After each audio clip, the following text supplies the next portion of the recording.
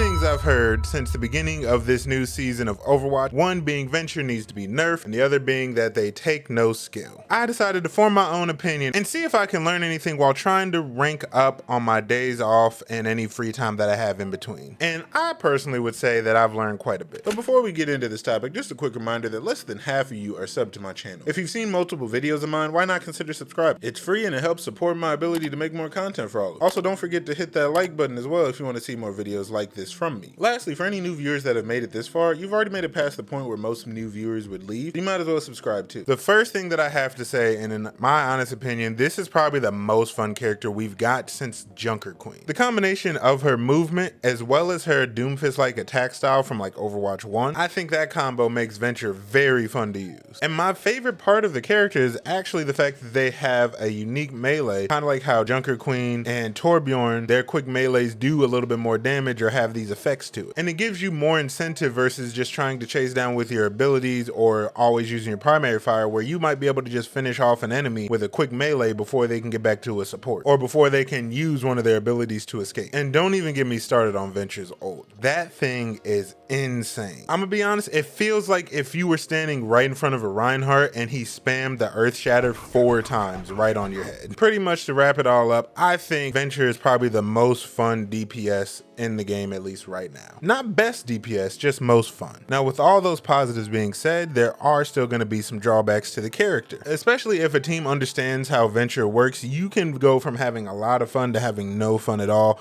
very quickly. The first thing I noticed when playing Venture is they really shine when you put them next to an aggressive tank or just as aggressive of a DPS. But on the flip side, if you have like a Widow on your team and your tank is kind of playing back, they're more playing slow, or they're just not good at creating space in general and aren't good at tank. And I feel like this puts Venture at a disadvantage because when your tank isn't really pushing and you go and dive their DPS or their supports, then everybody just turns around and looks at you because no one's keeping their attention. Also, from my own experience, I noticed Venture is actually pretty easy to counter as long as you know how to play the counters. A lot of these are what I would consider in a category that I don't have a name for besides zoning characters. Some of the crowd control characters like Pharah and Junkrat, where because Venture movement is kind of linear, you can kind of just shoot straight at them and it's just going to always do direct impact damage, which is a lot of damage, especially for those two. Or even hit scan characters that can keep them at range, like Soldier or Cassidy are two very good ones that keep you at range because they've already hit you for half of your health. And especially Cassidy's Hinder Grenade, which stops you from using either of your abilities that you could use to escape. So you're just sitting there getting picked off with nothing to do. Also, Reaper's a good counter because the amount of damage he does and the fact that he self-heals while he's damaging you kind of outweighs the amount of damage that Venture can put in on him. And in the support class, Ana and Kiriko, the two default ones, just because Ana can use her sleep dart and she has the anti-grenade, which then Venture would have to go underground to get rid of. And then you have Kiriko, who when she uses the Suzu kind of just negates any damage that anybody does, especially with Venture's ult. You can at least get rid of one of those so that someone can maybe get to cover quicker. Or even when Venture is launching out the ground from the burrow, you can cleanse that so that no damage is taken either. Editing Biggie here, just wanted to step in to say I forgot to mention Lifeweaver is honestly probably a better option than Kiriko because the life grip can easily just pull them out of danger without them taking any damage, as well as the pedal can keep them out of the range of any of Venture's attacks. And then in the tank class, you have Orisa and Roadhog that can make playing Venture feel like a really bad idea, especially because with the burrow ability, it takes like a second before you actually go underground. So if you're going against a tank that's focusing the Venture, you really can't do anything because once you come out of the ground, Roadhog can just hook you and damn near one-shot you. Or if you try to go back in the ground, Orisa can just hit you with a javelin and then boom, you have to wait another 8 seconds before you can burrow again. Now, with all of this information that at least that I've found out from playing Venture, does Venture need to be nerfed?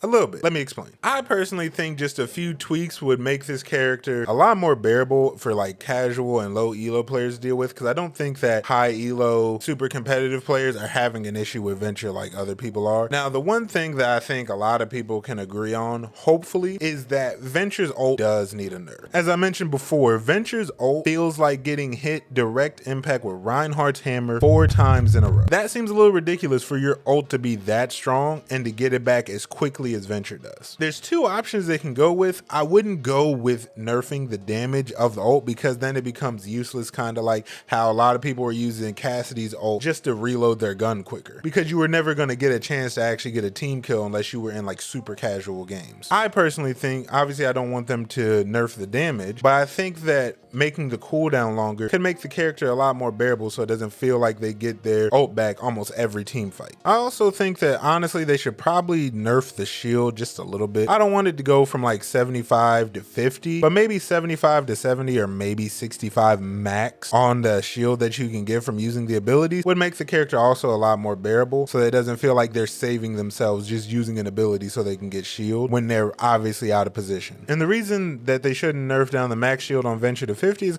because I think it kills the character immediately when they just put it out. I originally was also going to mention nerfing the primary fire, but after going back and doing some testing, honestly I don't think they need to change it, because even with direct impact after testing on most DPS and supports, it takes 4 shots with the primary to finally take somebody out, which is half of the clip. So if you were just using the primary, you would only be able to get 2 elims. The only way that you can kill them quicker is using your abilities, where there's 8-second cooldowns on the burrow and there's an 8-second cooldown unless you're in burrow on the drill dash. So it really just leaves you with either 1 or no abilities for 4 seconds to be able to either get another elim or maneuver your way out of a bad position spot. Overall, I don't think that Venture needs like a huge nerf on all their abilities, but just slight tweaks that make the character more bearable, because most of it is just people don't understand how to counter the character yet. And that's not just for me using the character, that's also me going against the character. And finally, I feel like I can give you some tips after using the character for a while on how to effectively use Venture so that you're actually playing to the best of your abilities. And if there's anybody out there who's also consistently using Venture trying to get better and understand the character, leave your tips in the comments below. That way we can all learn how to use the character a little bit better. The first and the main thing that I noticed with Venture is that you have to understand the effective damage range that they have. And I mean on their primary fire, because the range on that primary fire is a little bit longer than what people actually expect. And I say this because after using the character, I noticed that you can actually take some high ground spots and still be able to do decent damage with the primary fire, sometimes still getting direct impacts with the primary fire. For example, on Dorado, just on the first part, you can stand on the roof